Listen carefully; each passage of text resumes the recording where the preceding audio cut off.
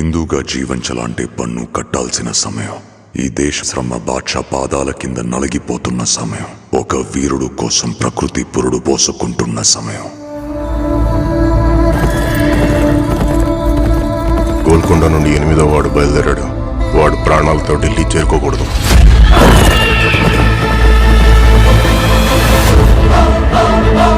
ఇది నేను రాసే చరిత్ర. సింహాసనమా, మరణ శాసనమా?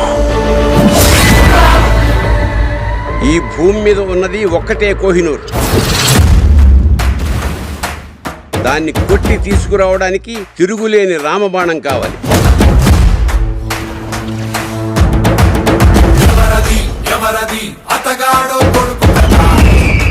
ఇప్పటిదాకా మేకలను తినే పులిని చూస్తుంటారు. ఇప్పుడు పులుల్ని వేటాడే బెబ్బుల్ని చూస్తారు.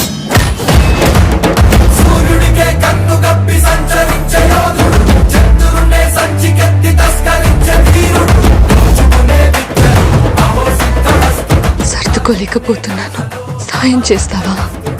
దశమి రోజు పంచమిని విడిపించాలన్నమాట. నేను రావాలని చాలా మంది దేవుడికి దండం పెట్టుకుంటా ఉంటారు, కానీ నేను రాకూడదని మీరు చూస్తున్నారు. వినాలి, వీరములు చెప్పింది వినాలి.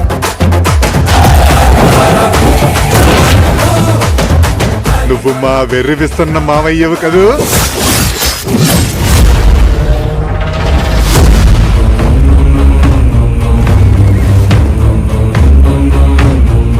హిందూ దేశం మీద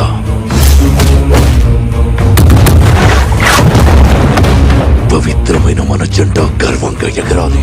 ప్రకృతికి ఇంకో ధర్మం ఉంది ఔరంగజేబ్.